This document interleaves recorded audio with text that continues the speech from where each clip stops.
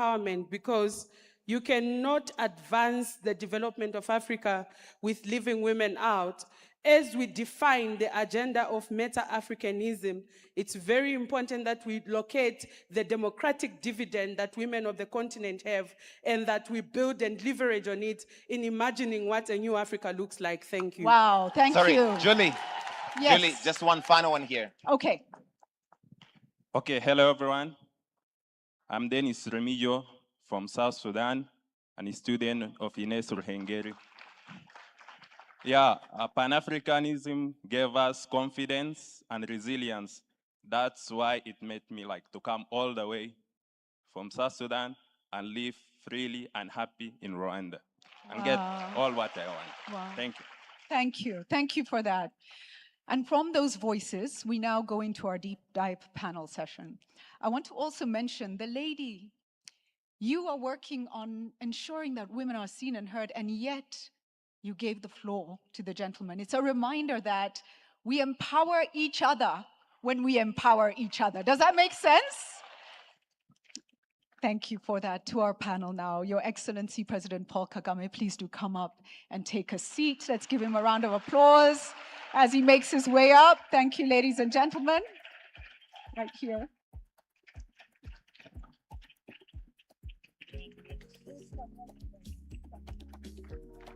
Ladies and gentlemen, let us also welcome to come up and take a seat. We have with us Her Excellency, Professor Nana Jane Opoku Adjemang, who is the Vice President of the Republic of Ghana. Please do come up. Yes. Thank you, thank you. Let me welcome back to the stage His Excellency Thabo Mbeki, who has spoken to us, our African elder. And he says he's a bad teacher, but I disagree. I disagree. Please, Your Excellency, this is your seat right here. And last but not least, it is one of our one of the founders of the African School of Governance, who is also teaching us and giving back to the continent. Ladies and gentlemen, a warm welcome for His Excellency Haile Mariam Desalegn, former Prime Minister of Ethiopia.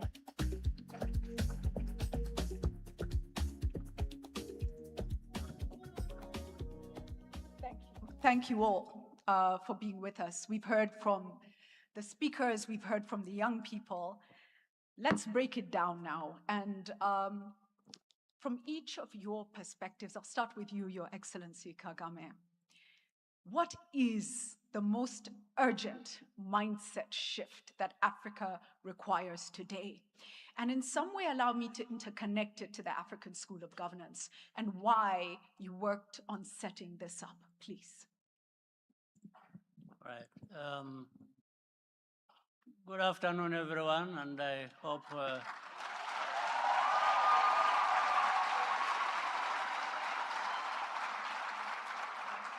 first of all, I want to thank you for being here, and most importantly, our guests, the leaders who came to join us on this day. And I want to thank my colleague, co-founder of this African School of Governance.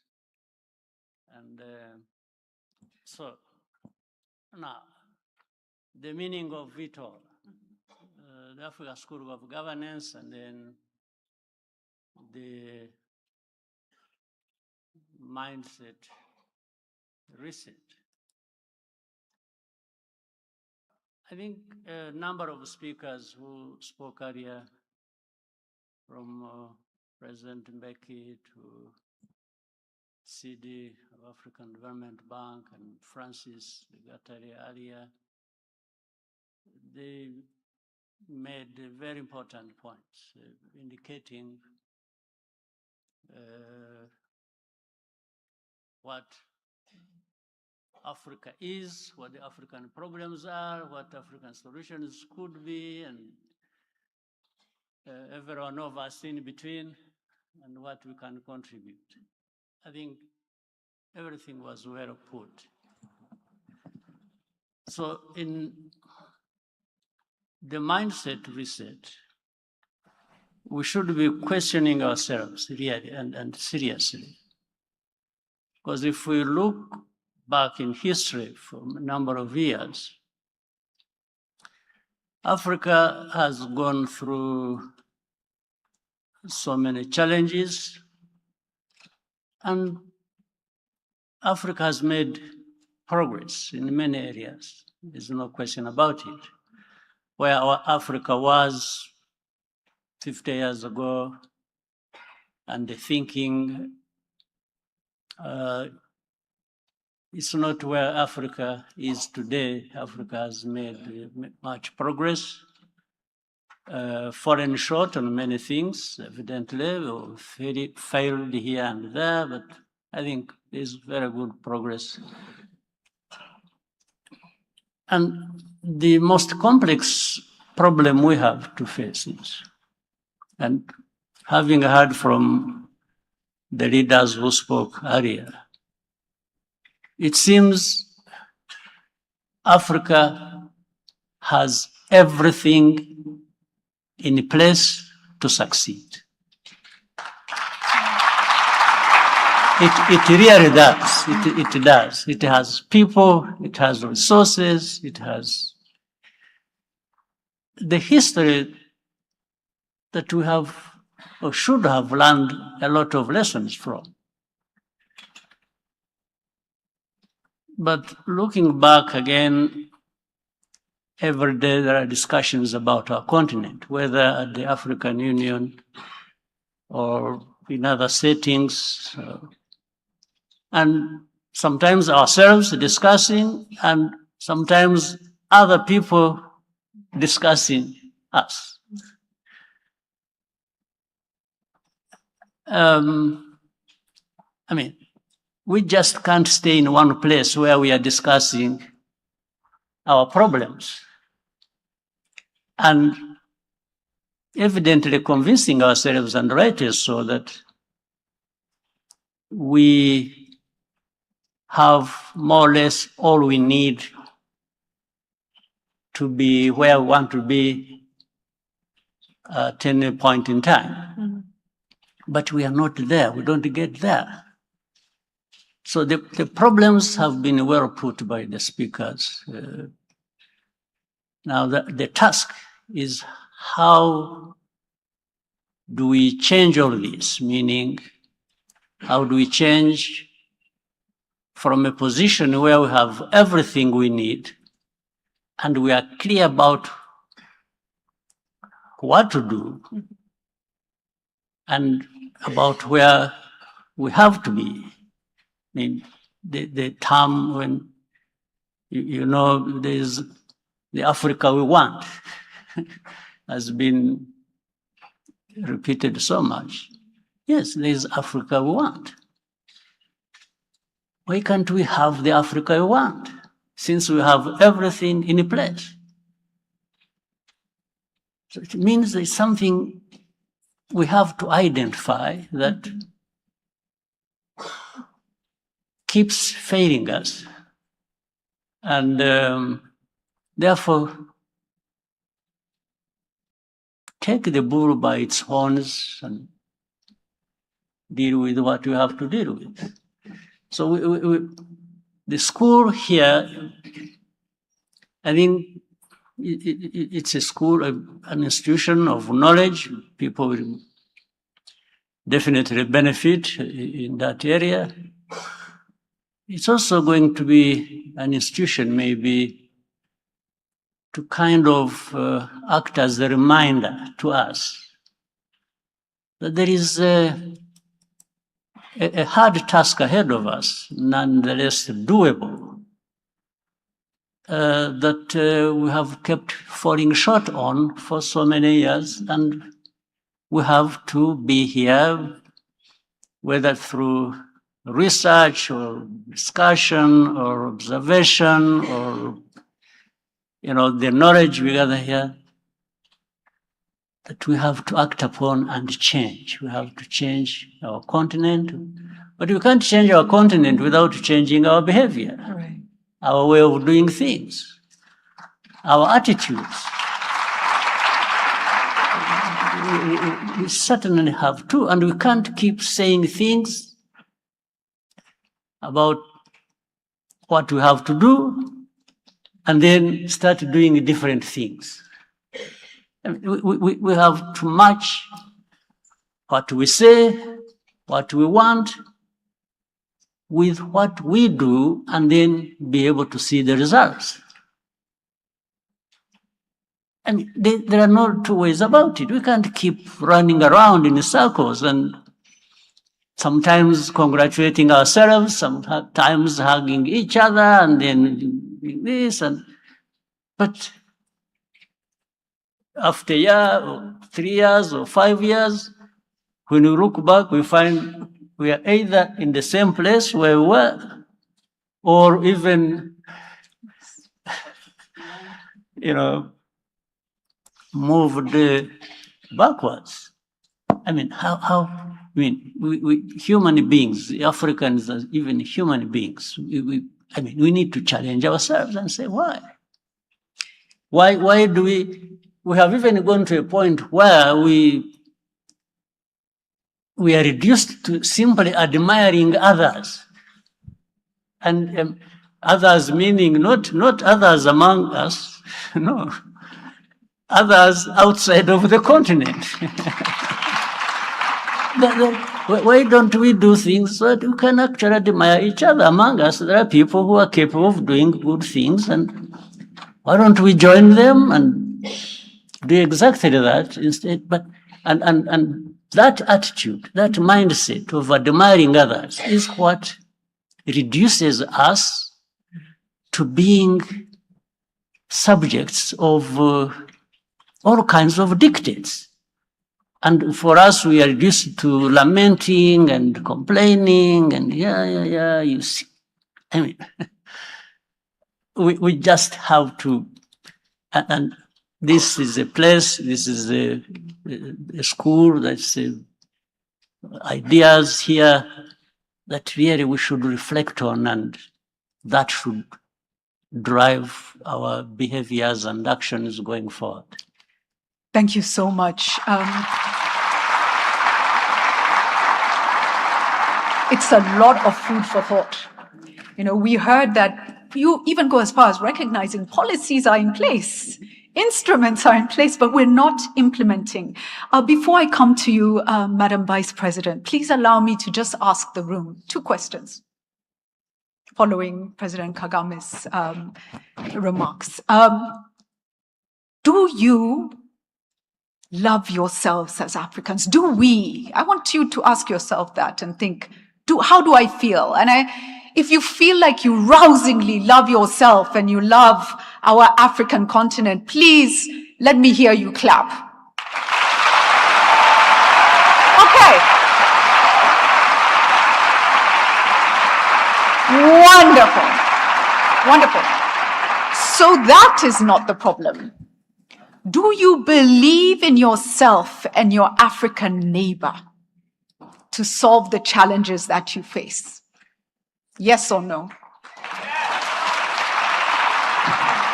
It was a bit less. I think it is both. It is both. Yeah, from what I observed. It is yes and no. Yes and no.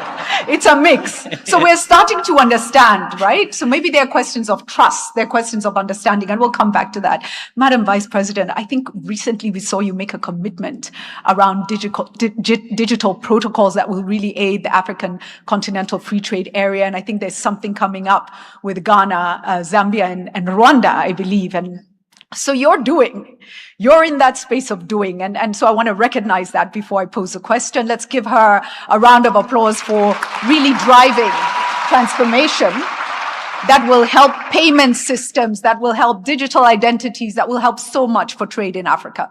When you look at the mindset issue, what do you think is the biggest problem we're facing? What is the mindset we need to shift? Thank you very much. And let me greet everybody in this room.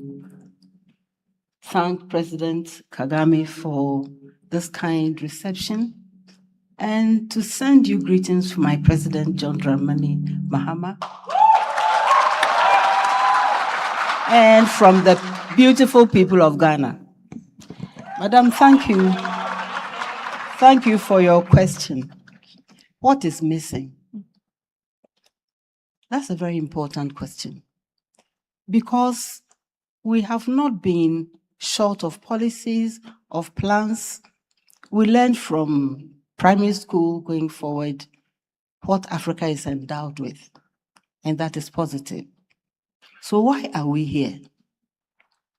I want to recognize the speakers who have come before me in the plenary and so on, and to say that I feel one of the things we are missing is to understand our history.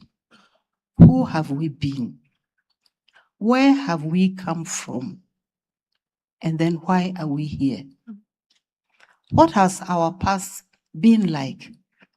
Who has been telling our story? Who is defining who we are and who we can be? So it is taking agency. It is taking action. It is about taking charge of who we can be. It is not about others defining for us. And this takes us into what our forebears have done. We are talking about from Pan-Africanism to Meta-Africanism. Pan-Africanism was at some point a radical expression of continental unity for a reason. And the reason per force that continues to stay is how we can come together and do things for ourselves as a people. And that also takes root from taking charge of why we are even doing this, what's the rationale, and what is left for us to do. And I want to commend the school for, for governance. And I want to humbly suggest that the theories are based on research we have done and not extending research others have done. Otherwise, we'll come back here. So I want us to comment on the way in which we even conceive our curriculum. So going forward, yes, we are here. Why are we here?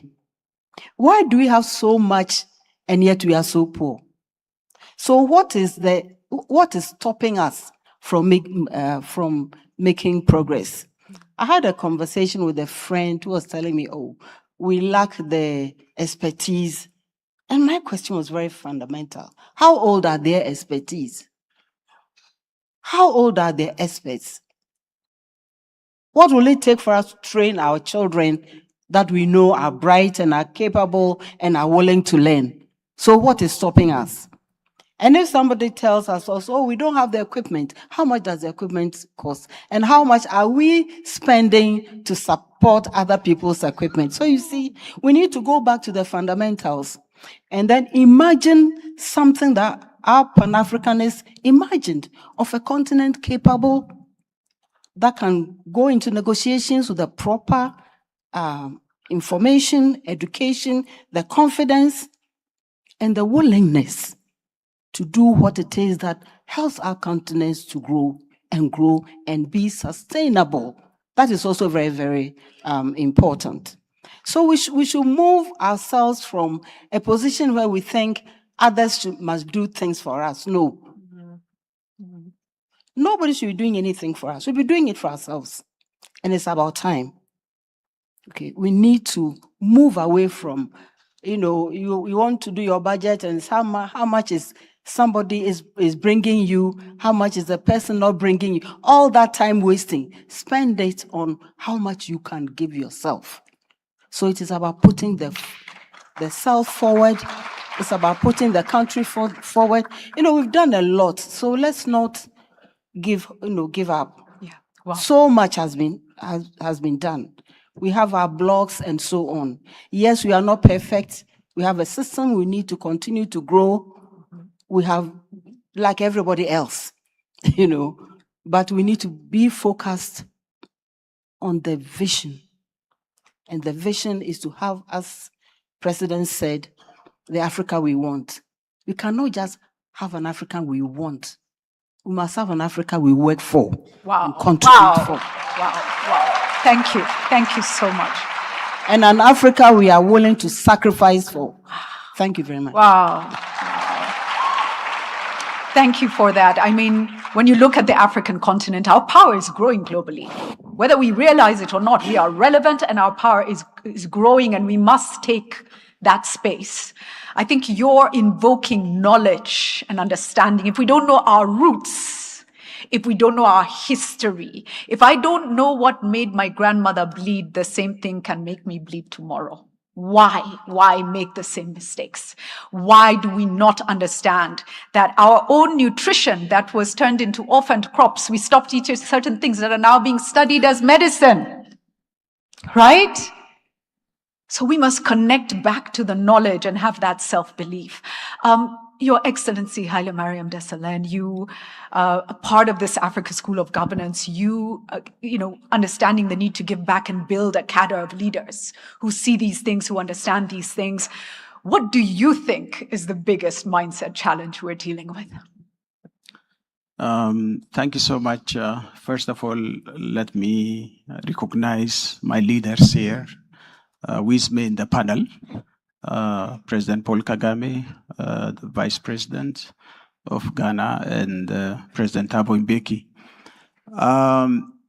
First of all, I think I would say I became co-founder standing on the shoulders of the African giants you see here. I think when we started this discussion, I was Deputy Prime Minister and Foreign Minister of my own country. By the time, I remember 2 of the giants are here, and the rest, my giant, which is the former Prime Minister Meles Zenawi. He is a global mind. And also President Bouteflika of Algeria, and as well as President Obasanjo, of course. He was not able to join us today, but he was part of that journey. This core of the African leaders were the ones who were discussing on issues while we were listening to the details of what should be done to our continent.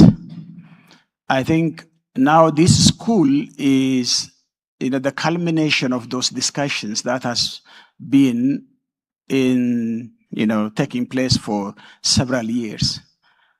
In the formation of African Union, transforming from the OAU, this discussion was in the place. When we celebrated our 50th anniversary of the OAU and transforming and designing Agenda 2063, this discussion was there. To me, Agenda 2063 is a meta-African agenda, which contains all of the ingredients we are talking now. And President Mbeki also mentioned on the policies and programs we set for ourselves. The blueprints are there. So what's lacking? So we felt that, everybody was discussing. Even in that discussion, we were very clear from the composition of leadership in the African continent. I want to be frank and candid. From the composition of leadership in the African continent, it was very clear that the current leadership in majority is not fit for the African continental transformation. It's because of the mindset, which is more of not developmental mindset, but a rent-seeking mindset, which dominates. So I met, before coming to this meeting, a Chinese guy, and he was telling me, I see some progresses and growth in some African countries, but most of them are stagnant. Even some of it are decaying. So, why? It's simply because there is a need to change the political economy from rent-seeking dominated political economy to a developmental political economy. And that calls for nothing short of leadership. Right. So leadership is a key. Therefore, there are a number of issues that we can mention, the mental setup or the mindset that has to be changed. But our future, even the current, rests on our young people. Wow. So if we do not, cultivate a critical mass of future leaders now at this time, because it's a generational journey. It's not just fixing in a month or in a year. It should go for generations. And that calls for beginning somewhere. And I thank President Kagame. So that discussion, when I was out of office, I raised this discussion to him. I said, President, you have been discussing this issue for several years, but the progress is still stalling. What can be done? Then he has the vision of doing this school, and I subscribed that vision and shared that vision, and we started this school as a place where there will be a movement, a practical movement like this one. This is a big movement now. So if we don't participate our masses, as President Mbeki was saying, we cannot change Africa. Right. So only political elites cannot change Africa. Only business elites cannot change Africa. We need the masses behind the agenda.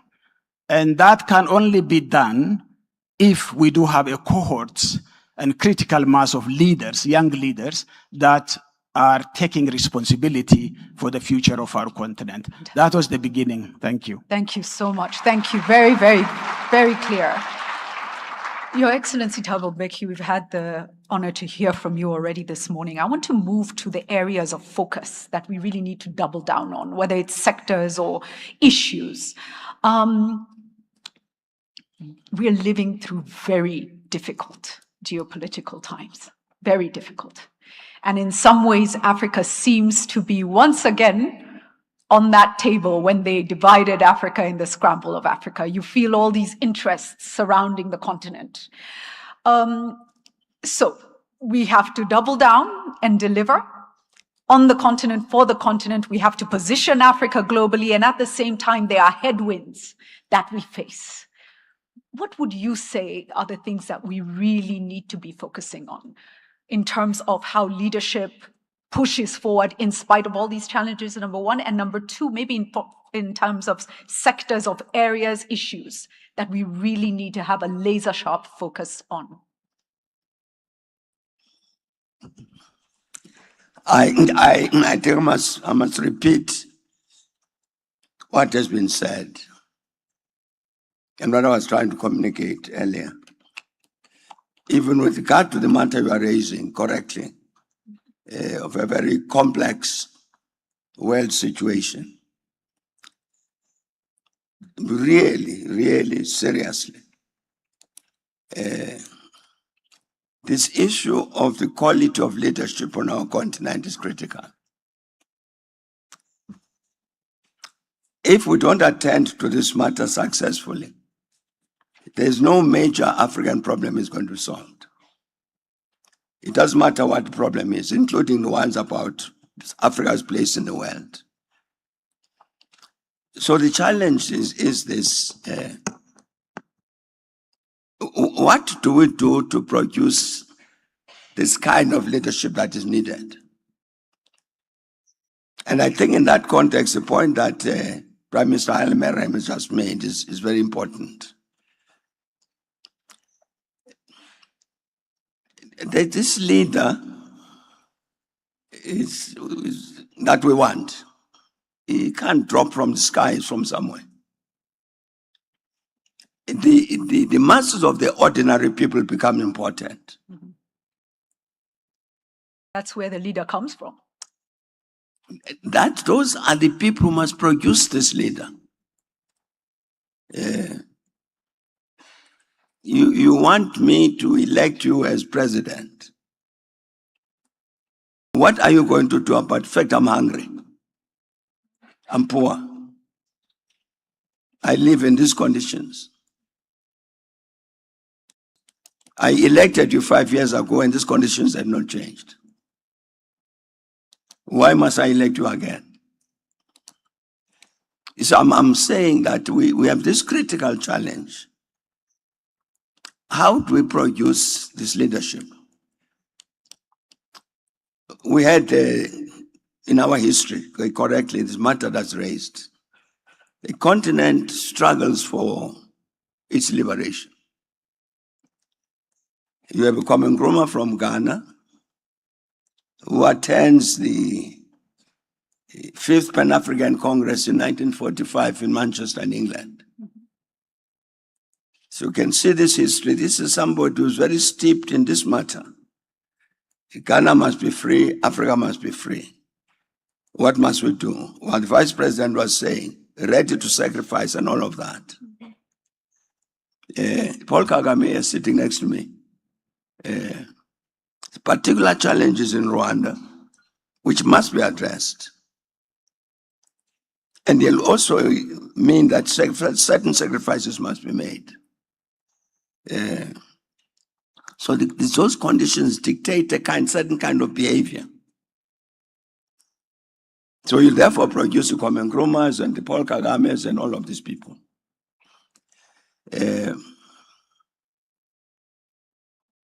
But we can't say, can you recreate those conditions so that we continue to have these leaders? No. A new situation arises. Prime Minister is saying, a new situation where we take over our countries, we're running our countries. This leader who said our task is to make sure that our people are liberated. And I'm ready to die for that. The next generation, or maybe even that leader, they are now in power. What next do I do? Put money in my pocket. Self-enrichment. It's a very prevalent problem on the continent. But I'm trying to say, Julie, that there's a question that all of us must ask and answer.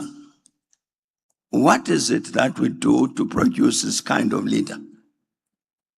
Not to decry, not only to decry the fact that we don't have them, but you say, what is it that we do in order to have them? And part of I think, the response to this challenge, again, I refer to Prime Minister Haile Mariam. President, I think, is to be honest with one another. You see, if Thabo Mbeki is doing wrong things, Paul Kagame should not be diplomatic and polite, but to say, but you are doing wrong things. It's because I was trying to indicate we are mutually interdependent. Yes. So what wrong things I do in South Africa will impact on Rwanda. So you can't say I've got a sovereign exclusive right in internal affairs and so on. And that's one thing that should happen. Thank you for that. But the challenge is, practically, what do we do to produce this kind of leadership that we need? Right. And that answer is not easy. It brings us to a philosophical question. Are the greatest leaders produced in times of the most intense crisis, right? And actually, Africa has surpassed that stage in most places of most intense crisis. So how do we produce the next leaders that Africa requires? Let me come to you, Your Excellency. You started us off really with a lot of food for thought about everything we have in place and our failure to act. And we started to get some indication of what the problems may be. If you were to point out to one sector, one issue that you want to see movement on, and so all of us will listen and say, okay, this is how private sector aligns, what would that place be where we can and must focus and move? What's most urgent? There are a couple of things that are urgent, but let me start with, we are here in this institution, this school, and we are addressing young people here who are then aspiring to be leaders tomorrow. I hope they are listening. Right, right, right. Yes.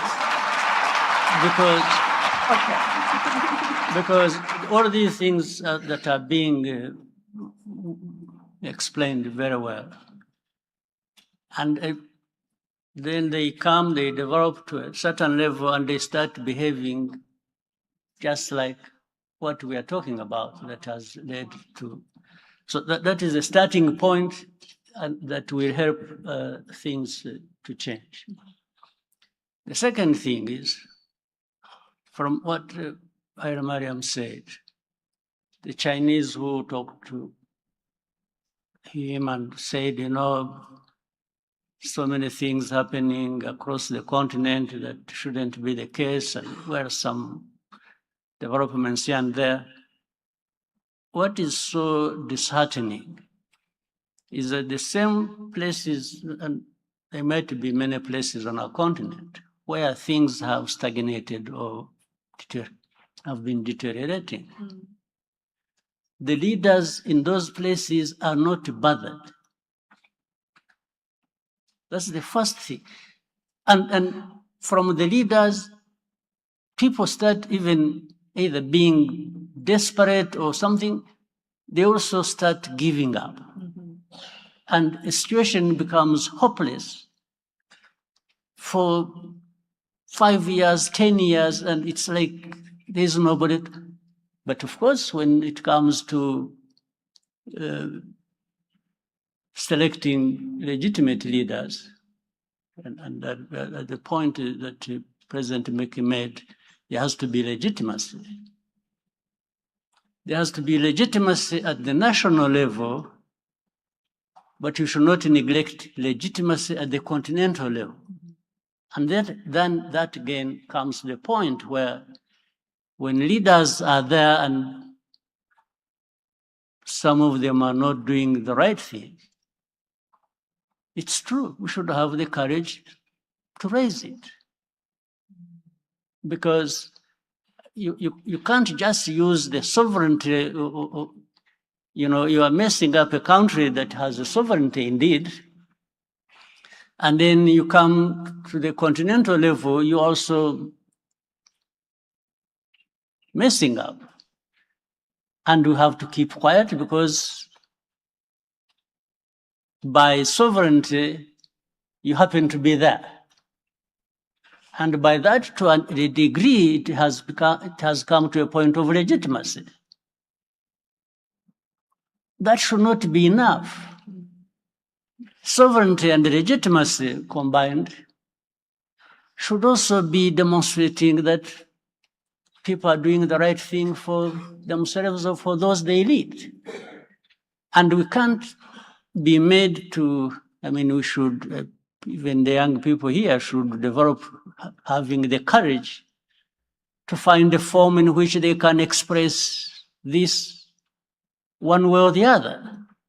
So the conversation goes on. Now, the investments we have to make, we talked about leaders, and leaders definitely are the ones in the end responsible for all the things we do. When we do wrong things, they have their own consequences, and you can see how this affects people.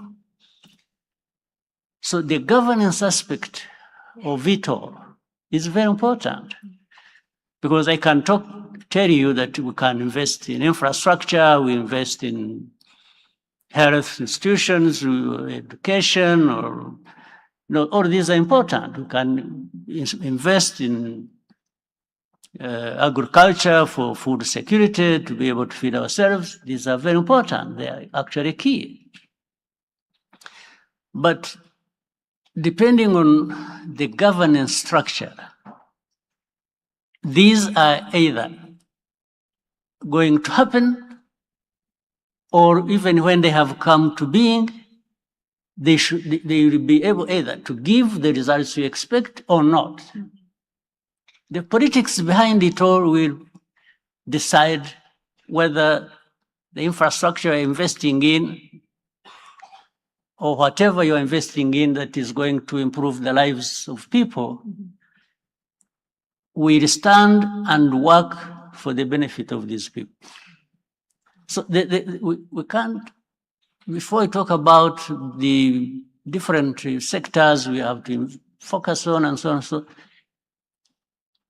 there is this thing that you are talking about mindset. People talk about vision. You talk about all kinds of things. The mindset drives the vision, drives the plans you put in place and how these things are executed to deliver. So they are connected. So we already having a good example where we are saying even at a continental level, we have these policy frameworks that are really well thought out. They have laid out step-by-step things that we can do. But is this something we are going to sit with like an ornament in front of us, and we just keep saying, referring to that? But at the same time, when you measure the difference we have made to our people, the people's lives, you don't see much.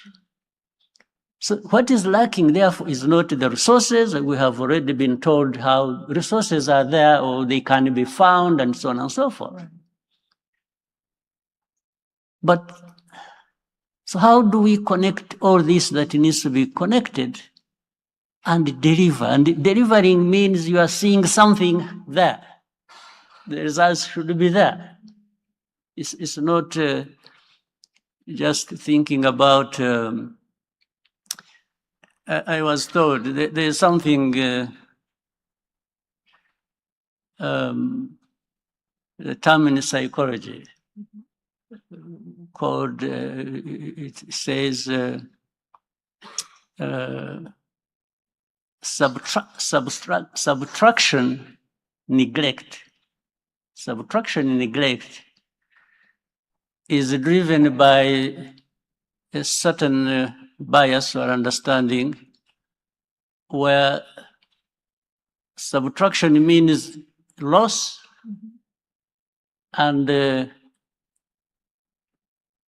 addition means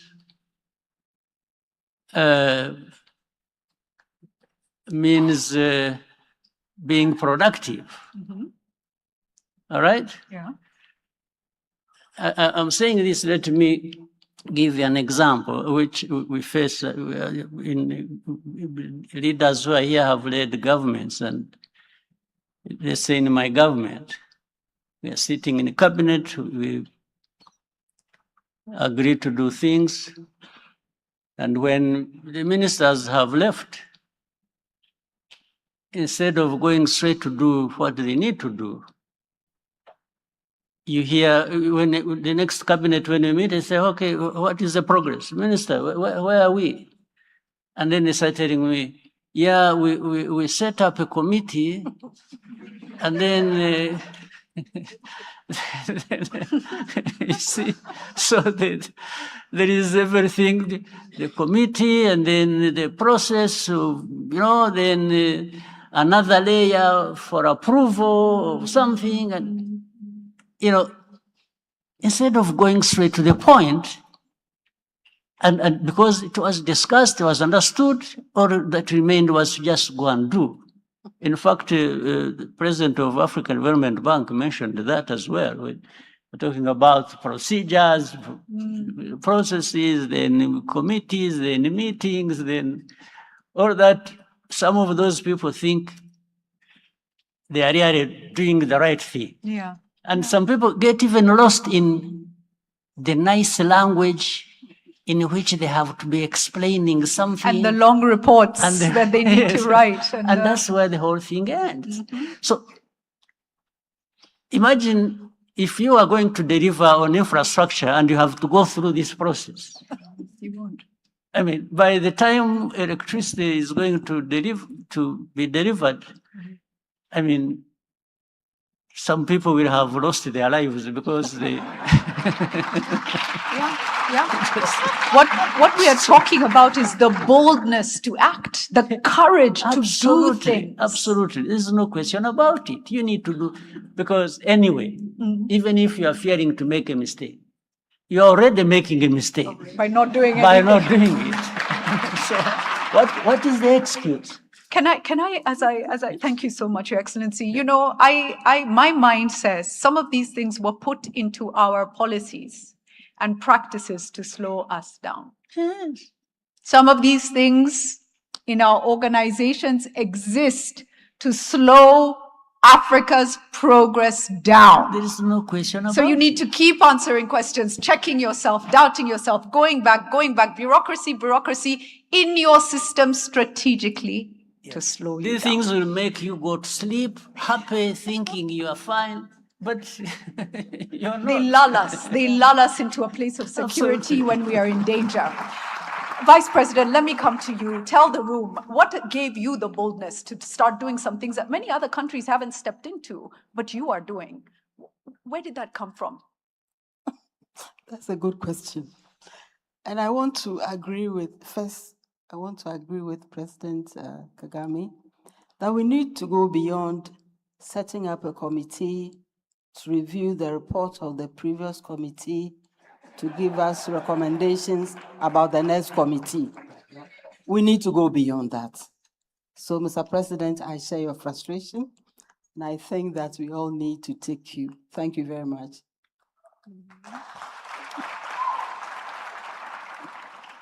Frankly, I don't know what the bold things you are talking about, but I just want to comment on, what has brought us here. And it's about some frustration we are all feeling that we are not making the kind of progress we should make. And the bottom line is, how do we affect all of us?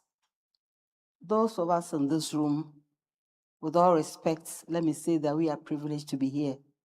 How about many, many people who are not here? And how do our activities, our actions impact positively on the others? We are talking about activities that have not been executed.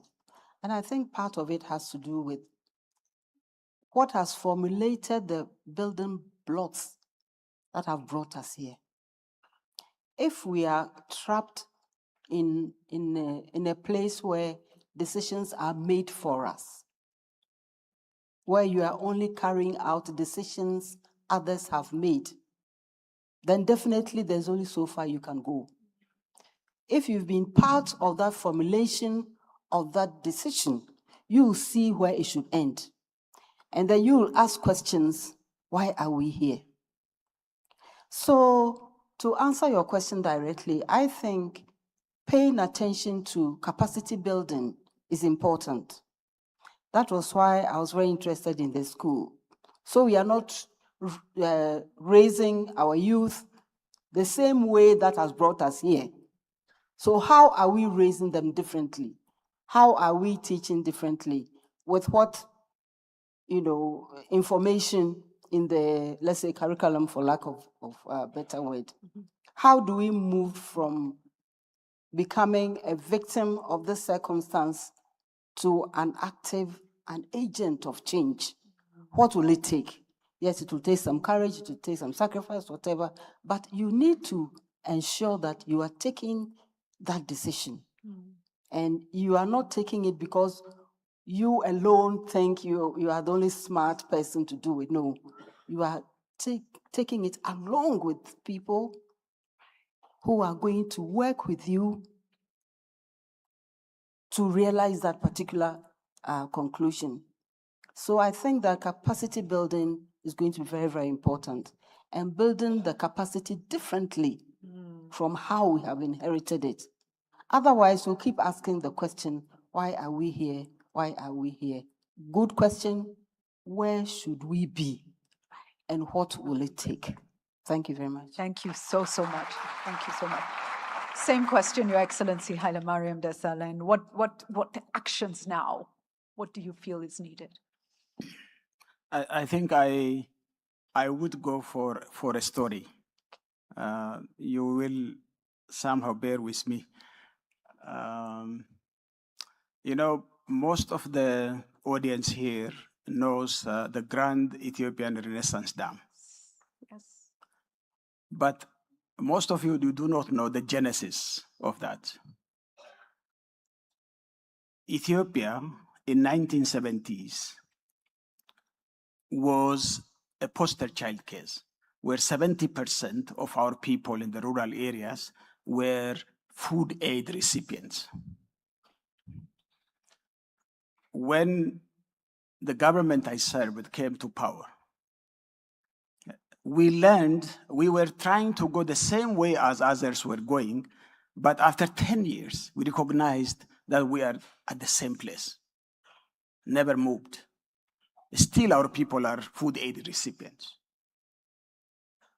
So then we sat down and said, what's the problem? So the first thing is, you know, people focus on white collar projects, but the whole issue should center on our masses of the population. So we said our people by the time was 85% were farmers and rural community.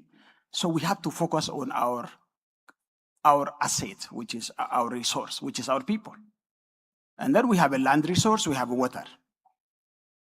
So then we geared our policy towards agriculture-led industrialization, and we continued on going into that program. The first thing is, how can we change the mindset of our farmers from dependency? There is one joke which we always take, you know? Our farmers were saying, let the rain rain in Canada, because the food aid comes from Canada. That was the mindset. Then how can you make this farmer to be a productive farmer in its own plot? So that was the beginning of the revolution in our rural development. That was in 2000, and we moved 8 years through our program. We have 80,000 against the prescription of the IMF and the World Bank. We went into 80,000 diploma holders of agricultural extension workers deployed at the village, which brought our national budget to be 17% to the agriculture sector, annual budget. Wow. So I think that has revolutionized the rural areas, and the mindset has changed. In 8 years' time, our farmers have got a breaking point where we produced, 30 quintals, which is almost 3 tons, from only 0.8 tons in the beginning. Wow. That has created savings in the country because the masses, when they save, it's huge amount. And our saving to GDP ratio has reached 42%, which is only seen in countries like China. Then the money came. We were not able to build a single small dam in Ethiopia earlier, but this rural transformation has brought savings into money. We knew that this saving was going to the high-rise buildings in Addis Ababa. Most of you know that. Addis Ababa in 2012, we had 600 cranes all over the city. Every one of you understand. Because this agricultural saving went into wrong direction, into real estate. So the government has taken a policy that we have to lead this saving into productive sector, where energy is a critical for industrialization. So that's why we channeled this saving. And because the World Bank and others were not able to finance us because of their own political reason, then we finance it domestically. Even a herds boy, let me tell you, even a herds boy has a bond. Wow. Every community was mobilized. And we were able to mobilize, and therefore we built our largest dam in Africa. 6,000 megawatts. Wow, amazing. The mindset shift, when you see practically, not only this, for the first time in 2015, let me finish because this is a very good lesson that these young generation leaders to learn. In 2015, there was an El Nino announced that there will be a severe drought in Horn of Africa. We used to get food aid from somewhere, but we decided, okay, next year we have to make history. We will not get a grain of food aid on 2016 when this drought comes. This drought is the worst of its kind in the history of the country. But we were able to finance the supply from our own coffer, where we were able to come out. Then announce it to our people, we are now liberated from food aid.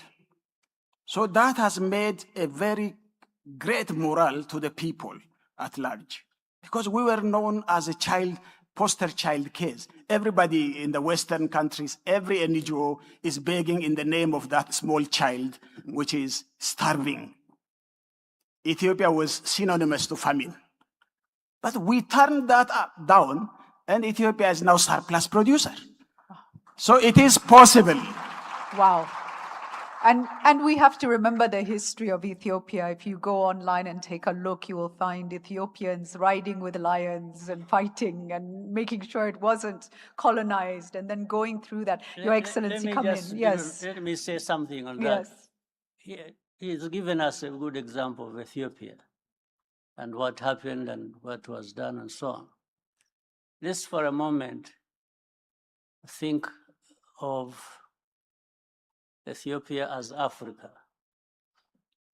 as a country. Let's say Africa was a country, just from that.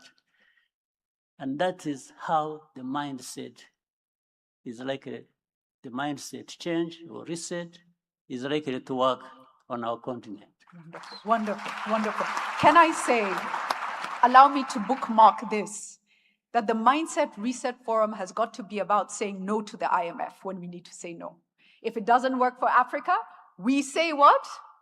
No. And you've told us it also happened, I know in Rwanda, it's happened in other countries where you've made a decision going against the grain. And then this is where maybe one of the important things is how we continue to finance our own development is a very, very important thing. We've got to wind up because of time. We could go on and on. I want to come to each of you to briefly, maybe this is the most powerful segment. I don't know how you will wrap this all up in one. These young people we have in the room who are listening keenly. I want you to remember where you were when you were their age. 20s, 30. Your Excellency, I know some of where you were and what you were doing, yes. But remember, if you remember, look back at that age. Look back at that age. And you know, Vice President, you spoke about sacrifice. I want you to each of us, to tell us, each of you tell us, where were you? What mindset shift happened for you to bring you to where you are today? What contributed to build the leader you are today? Maybe that will be of help. Do you think that will be of help? All right, all right. So, Haile Mariam, Your Excellency, can I start there, please? Yeah, thank you very much. I think the famine case, which I mentioned to you, when I was 9 years old, that happened. So I was from the southern part of Ethiopia, which is, bumper harvest area. So that has changed the whole of my career and my life and my political engagement as well. So to transform Ethiopia from a food recipient to a food surplus producer. And that has been the case, throughout, even my education. I am a water engineer by profession because I wanted to be an irrigation engineer to change the whole thing in the country. Wow, So and the you whole have, thing was shaped. and you have. Yeah. I think that was what has, necessitated. Even my political life was designed and came because of that. And I'm happy that we made some progress, but there is a long way to go. again. Yes, thank you. Thank you for that contribution, and congratulations that you were able to make a tremendous change. Madam Vice President, please. Well, I know that the audience is not interested in hearing my life story. We are interested. I think many things. And let me pay tribute to my parents, to my teachers. I think I had good teachers who taught us to read beyond the syllabus. And that was very helpful. To read writers who were not included in the so-called canon. So that opened us and my generation or my friends to reading so many other things and other books about where we have been and where we were. But I think that at a very practical level also, maybe living away from home and recognizing, as a child, I think I've said this to many of my friends, I thought that our food was very boring. And I complained that it was repetitive and so on and so forth. But all of these sometimes come because you don't have anything to compare with. So then you step out and you realize that, but some people have only 2 staples. Now look at all the things they do with them. Then you ask yourself, so if I come from a part of the world where virtually everything grows, why are we importing food? So what is going wrong? Where are the Ghanaians here? Yes. I love bread too, so it's okay. Every other village has an oven baking bread using wheat. And it's gotten to a point where we don't even see it as an imported food. And that is part of the mindset. I'm not saying it's a bad food or what is stopping us from developing our other grains into the same items that we can also use to bake bread, right, or use to make medicine, right, or use to build our houses, or use to teach our children. So what is it that is moving us away from ourselves? And, coming from the campus, I used to ask my students, when we say somebody is educated, what do we mean? And it was like a joke. But finally, we see the picture. It's like we've been raised to move away from ourselves. And we call that, where are the young people? Are they here? You're all here. Thank you very much for coming. You are very, very important. And you need to recognize that your education should ground you in where you can be. Wow. Thank you very much. Thank you so much. Thank you. Thank you. Your Excellency Mbeki, can I come to you? Where were you in your 20s and 30s, and what lessons did you learn about mindset shift that have driven you forward? Well, we did leave you last, President Kagame. Let us. Okay, you want? Okay. Okay, Go go ahead. ahead. Speak. Okay. Go on. Please go ahead. Go ahead. Anyway, for me, it's long ago. I don't even remember. But on a serious note, my understanding over time is that we all don't have to go through similar things or difficult situations to turn out to be. No, whatever one goes through in life, there are moments when somebody should, again, you use the word choice. People, I think choice is important. People have to make choice about and identify what purpose they attach to their lives. And for me, when I was young, it was all kinds of problems, but that came with a silver lining, in a sense that they made a number of us who lived that life at the early stage to say we shouldn't accept this. And therefore we even risked our lives and said, it's just either It's your choice to live like this, meaning like nobody, and in those hardships, or to give it a fight because you don't accept it. So together with others, we made that choice, and we decided to shape the kind of life we wanted, irrespective of the fact that we were also aware by doing that, the life we are looking for may not be lived. Wow. Yes, we made that choice, very conscious about it. And later on, when we got involved in trying to shape the life we wanted at a very high risk, of course, many people didn't make it through.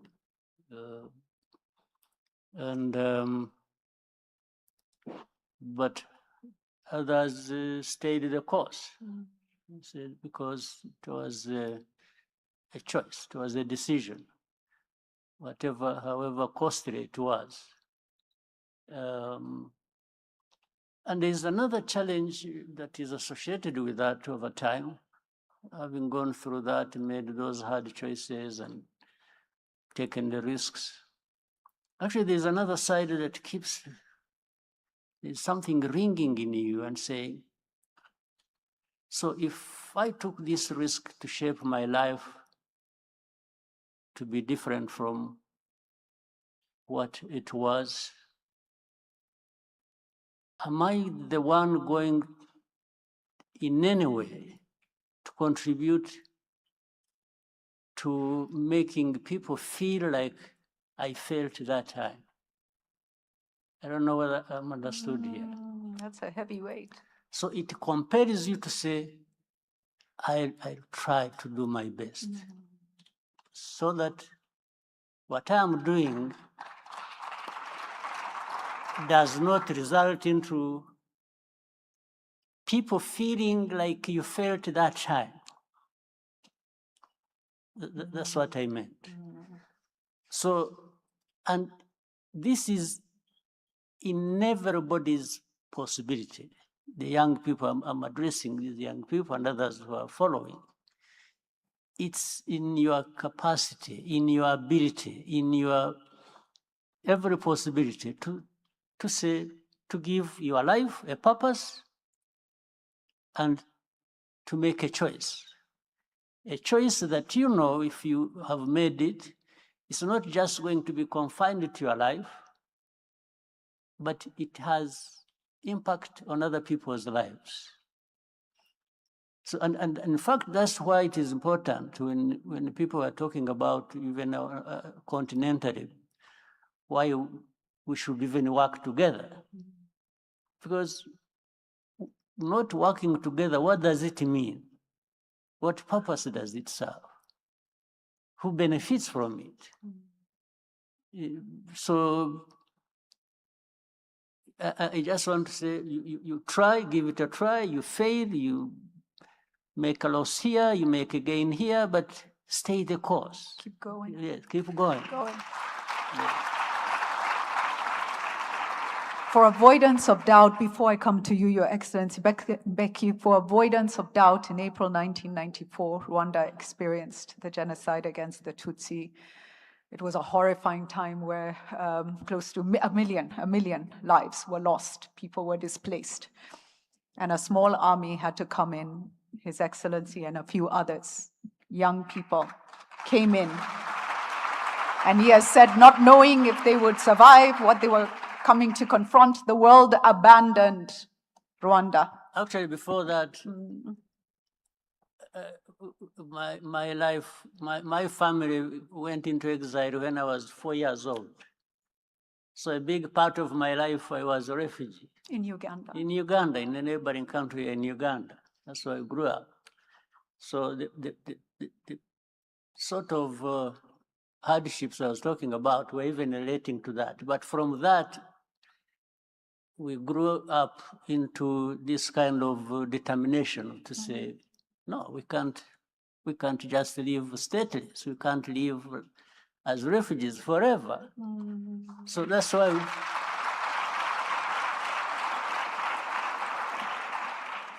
so the genocide in Rwanda had started long ago, in the early 60s. That's how I became a refugee with my parents. Some of my relatives did not have a chance to escape to anywhere. They were killed. That time, in the 60s. So the 94 one was just a repetition of what had happened over years. It was in the 60s and then early 70s and then 94. So some people naturally, humanly, they could have lost hope and lost everything and gave up. Others, some of them were saying, well, in any case, I have nothing to lose. So let me try this one. If I lose a life as a refugee, I don't think I have lost much. But I had to build something that was, so I have to try to build a life that is worth something, and that one could stand up and fight for. So Ladies those and who were not gentlemen. lucky didn't make it, those who were lucky made it, but we can't make the same mistake as those who made us who create that situation. Thank you. And look at Rwanda. Look at Rwanda today. And so as young people, you have different problems. You have choices. You have to decide what you're going to do. You are in a different place. And hopefully by seeing the fact that those before us have gone through immense things, it gives us the courage to know that where we are today is a different place and we can conquer any of the challenges that we face as well. Your Excellency Becky, where were you and what's your message to young people? Where he was, some things are similar to mine. Like, Yes, of course. very similar to what President Kagame is saying. Well, you know, Julie, that we grew up in apartheid South Africa. So I joined the ANC Youth League I was 13 and a half years old.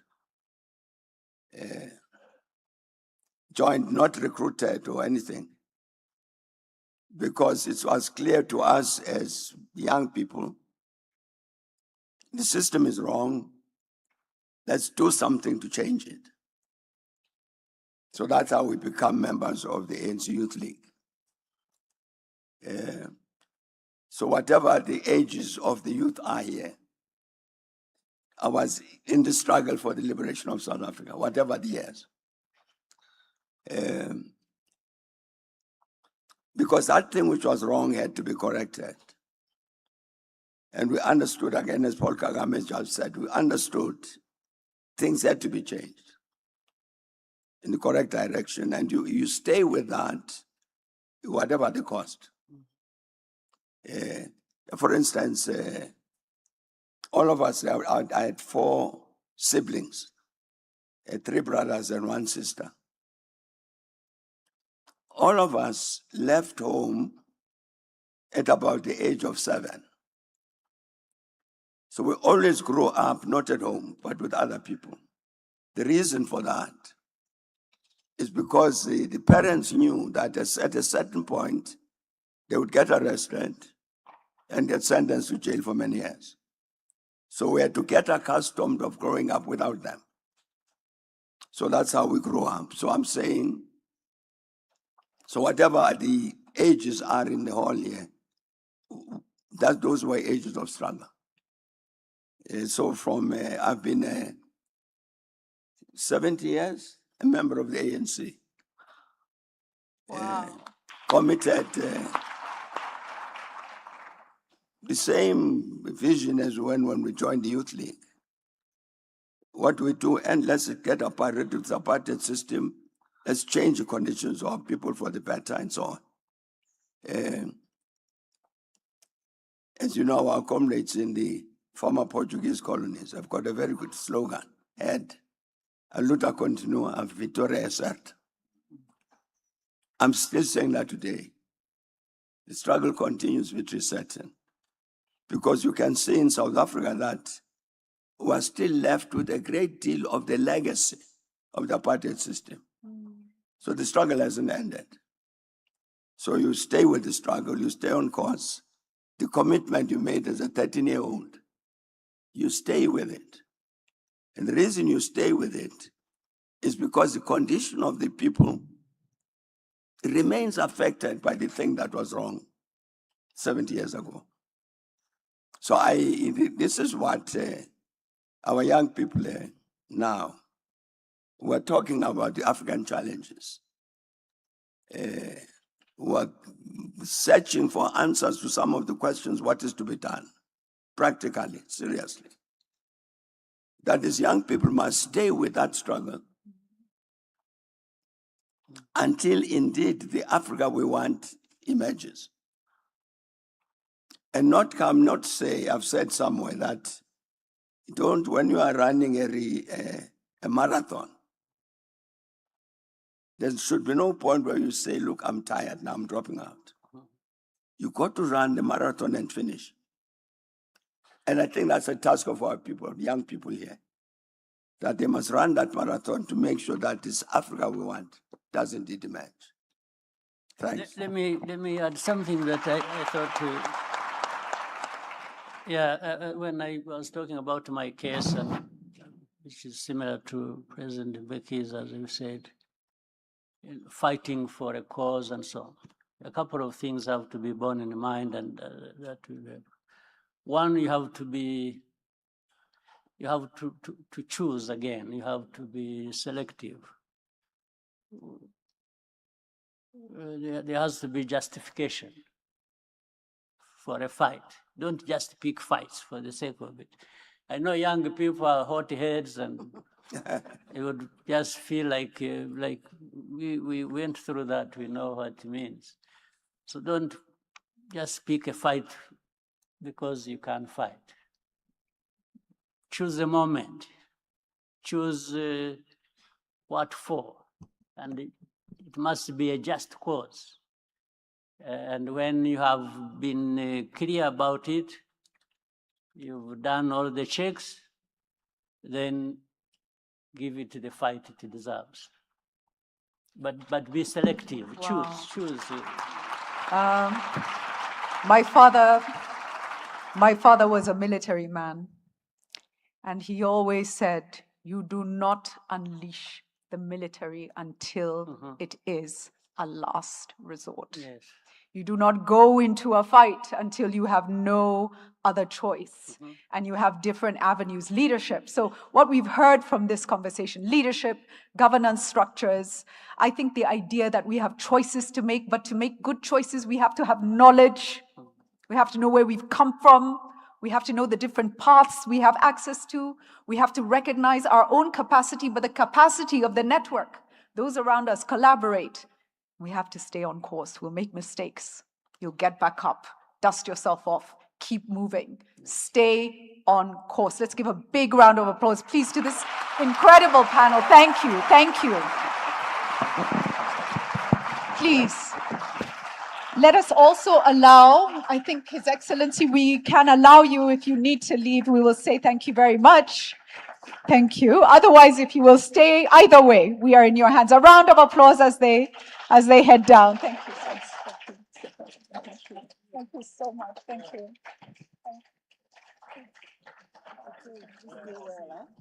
Thank you so much, Julie, and your panel. Thank you for that fascinating conversation with these historical figures, whether as the first female vice president of your country, a 70-year member of the ANC, or somebody who stopped a war or made sure that their country was not a net food recipient, but was producing food. Okay, listen. I know we've had a long morning, so I only have a 2-hour panel and then we can go to lunch. Sounds good? 2-hour panel. Sounds good? If you respond enthusiastically, I can cut it down to 1 hour, 59 minutes. Anyway, this was an amazing opening session, and I want for us to sit with this for a second. So we're going to cut the rest of what's supposed to be this part so we can all go to lunch and you can come back energized in about an hour so we can begin the afternoon session. Does that sound good? Fantastic. So please enjoy your lunch outside and join us back in an hour. We can go to the mindset shifting alternatives initiatives, and also we can have the first of our intergenerational dialogues. Bon appetit.